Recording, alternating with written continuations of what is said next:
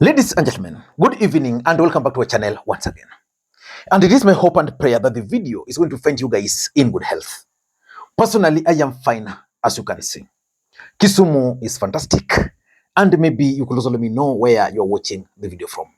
The county or the country, in case you are out of the republic. Ladies and gentlemen, Ndindi Nyoro has purchased a fleet of new campaign vehicles. Unajua wengine wanauliza mtu amefika hapo kwa njia gani? Ni Mungu tu, hakuna mwingine.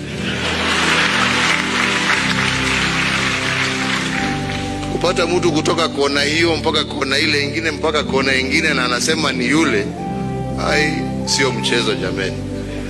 And Kenyans are asking the question, what is Ndindi Nyoro up to?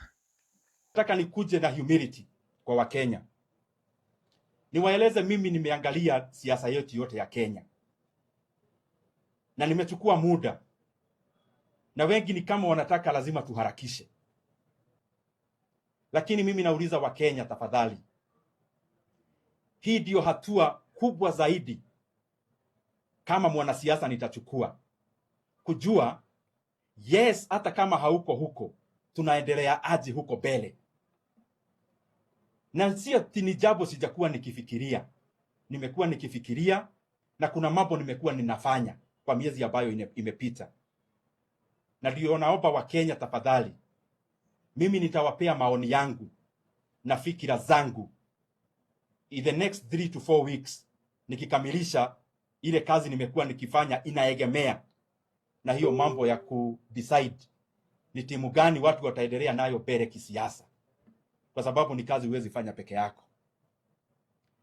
Na najua hata nikiitana hii mkutano ya leo, pengine kuna Wakenya walitarajia nitakuja niwaambie ni huyu na huyu na yule.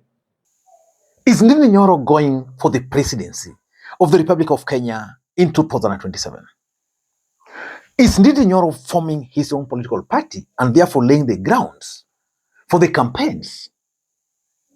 Or is Ndindi Nyoro just trying to up his game? Hata hapa Murang'a amemwambia vijana wengine hapa watengeneza kahwirubaro, watu wajifiche hapo, wanajifanya hawataki Kasongo, lakini ni watu ya Kasongo na ni wheelbarrow ya Kasongo. Mtakubali watu ya Murang'a? What is Ndindi Nyoro up to?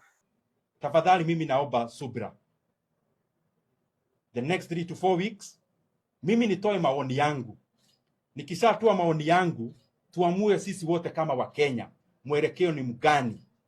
There is something which I keep on saying on this platform, and I will never tire from repeating it again. That in politics, nothing happens out of mere coincidence. Everything in politics is normally well planned, well scripted, and executed to achieve a specific political objective. Nothing in politics just happens for the sake of it. There is no way Ndindi Nyoro, who is serving his second term in parliament, can just decide to go and purchase new campaign vehicles if he were going back to Kiharu. From this alone, I can assure you, Ndindi Nyoro is not going to go back to Kiharu. There's a time I had a meeting with one member of parliament. I'm not going to mention his name. He's coming from Nyanza. And he told me that after serving for 2 terms, they don't even need to go back to the ground. Because I was asking him that he really served well in his first term. He was giving fertilizers. He was giving bursaries publicly, opening up roads. He told me that as a second term MP, now he knows the real deal. What he's supposed to do, what the constituents require. As a matter of fact, he doesn't need now to explain to the people what he has done and what he's planning to do. Ndindi Nyoro cannot do that now in Kiharu. His record is already known nationally, which means Ndindi Nyoro purchased these vehicles for specific objectives, which I want to explain to you guys in this video. Number one, if you are to ask me, I think Ndindi Nyoro might launch his own political party. There is one thing which is clear, that Ndindi Nyoro finds himself in a very tight corner. Rigathi Gachagua has already captured the imaginations, the souls, and the hearts of the mountain. Then the fact is that apart from Rigathi Gachagua, there's also Jubilee Party. But Ndindi Nyoro is seeing an opportunity. Rigathi Gachagua cannot run for the presidency of the Republic of Kenya. My friend Herman Manyora opined in one of his clips that Ndindi Nyoro doesn't have any other option other than to go and kneel before Rigathi Gachagua. I want to put it to you here that Ndindi Nyoro might do that. But Ndindi Nyoro is not willing to play second fiddle to anybody else in the mountain. Because this is his moment. There's a political vacuum in the mountain. And Ndindi Nyoro has seen it. And that's what he wants to grab. If Rigathi Gachagua and his party were to welcome him, for example, if Ndindi Nyoro were to decide to go to DCP, will Rigathi Gachagua allow him to outshine him? That will not happen. So I think Ndindi Nyoro just wants to form his party, then start traversing the entire country. That's number one. Number two, I'm looking at Ndindi Nyoro as someone who is learning from the past. Ndindi Nyoro wants to run for the presidency in 2027. But Ndindi Nyoro is not going to do this to win the presidency. No. He knows that 2027, he can't win. But he wants to do an Uhuru moment. In 2002, Uhuru Kenyatta contested for the presidency, but he never won. But that's how the mountain embraced Uhuru Muigai Kenyatta. Ndindi Nyoro believes that he can actually copy that. He can run for the presidency, fail to win. Because even Kibaki contested, but never won in the first attempt. But he's seeing an opportunity, not in 2027. Ndindi Nyoro is seeing an opportunity in 2032.